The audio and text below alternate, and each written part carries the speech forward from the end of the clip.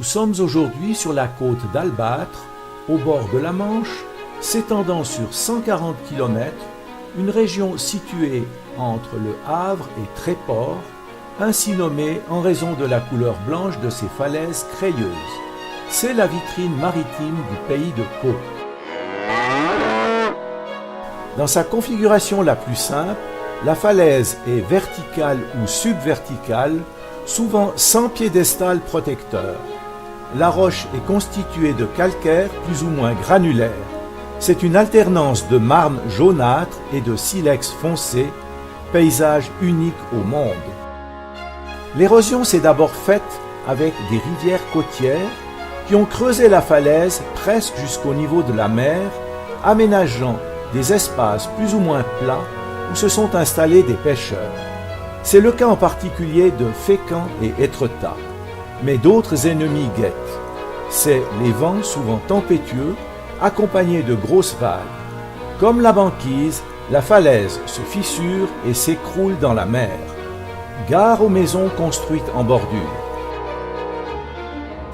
Les cailloux brassés par les vagues vont peu à peu s'arrondir et devenir galets. Il est interdit de les ramasser, car en cassant le mouvement des vagues, ils retardent l'érosion. Connu déjà à l'époque romaine, Fécamp doit sa réputation à son port morutier qui date du XIe siècle. Ces hardis marins partaient souvent pour 6 mois pêcher la morue dans les eaux de Terre-Neuve. Ce fut même le premier port morutier de France devant Saint-Malo. Il a compté jusqu'à 75 bateaux avec 35 hommes en moyenne par équipage. Les constructions anciennes sont en briques avec des incrustations de silex blanc ou noir récupérées à partir des falaises de la côte.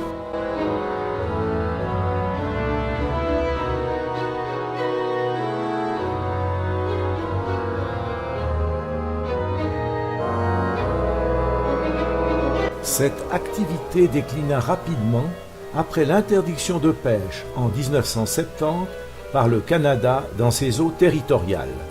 Aujourd'hui, les 3-mâts et les doris, sortes de petites embarcations à fond plat, ont fait place aux bateaux de plaisance qui remplissent le port. Fécamp est aussi appelée la ville des femmes. Pendant que les hommes sont à la mer, les femmes travaillent dans les usines, soit à la salaison des morues ou des maquereaux, soit dans les usines de textile pour le lin, qui a trouvé dans ces terres un climat favorable. Nous sommes maintenant sur la plage. Rien à voir avec la promenade des planches à Deauville. Ici, c'est la pierre qui domine. Le temps plutôt frais et les averses intermittentes ont découragé les touristes qui se cachent dans la ville. Comme déjà dit, sur la plage, rien que des galets. Bien en vue, la statue de la femme qui attend anxieusement le retour de son mari parti pêcher au loin. Devant nous, les falaises verticales de la côte d'Albâtre, avec une courte plage. C'est dans cette région que se trouvent les plus hautes, à 105 mètres au-dessus du niveau de la mer, au cap Fagnet, qui fut toujours un poste d'observation pour les marins, pour les Allemands pendant la Seconde Guerre mondiale, et aujourd'hui un parc éolien. La visibilité particulièrement favorable permet de distinguer au loin l'Arche et l'Aiguille d'Étretat. Nous quittons déjà la station pour nous rendre à Étretat et sa célèbre plage. Si Fécamp avait une renommée en tant que port de pêche, Étretat n'était qu'un modeste village de pêcheurs. Vers 1850, la localité est reliée au Havre par la route et en 1890 par une ligne de chemin de fer. Bien sûr, les plages sont couvertes de galets, peu goûtés par les baigneurs. Mais l'attrait est ailleurs, le paysage, avec son arche et son aiguille, ses falaises blanches.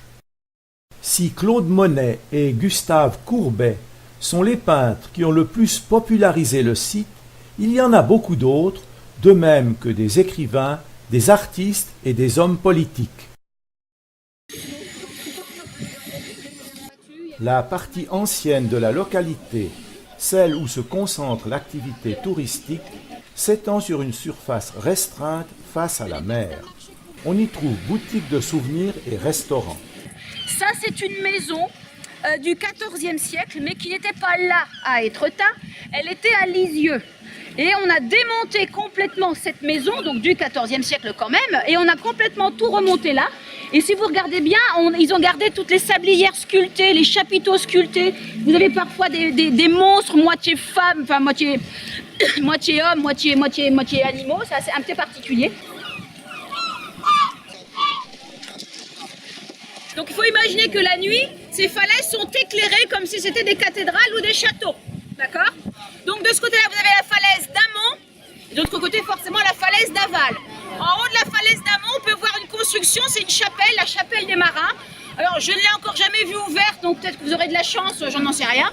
Ah, sachant qu'elle a été reconstruite après la guerre, puisque les Allemands l'avaient détruite. Quant à la falaise d'Aval, elle est encore mieux visible si l'on gravit la colline en amont de la localité. On distingue une aiguille de 70 mètres de hauteur, obélisque naturel qui défie l'océan. Juste à ses côtés, compagne fidèle, une arche creusée par les vagues et le vent. C'est la carte de visite d'Étretat.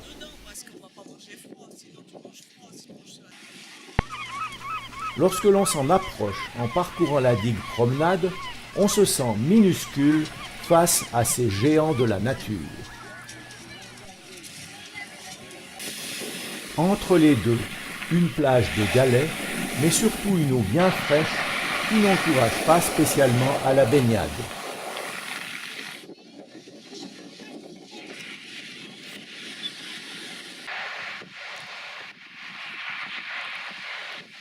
Toujours depuis la colline d'Amont, le regard surplombe une côte déchiquetée où les mouettes font la loi, narguant les promeneurs de leurs cris perçants. En arpentant la falaise sur un demi-kilomètre, c'est alors que l'aiguille et l'arche se détachent le mieux l'une de l'autre.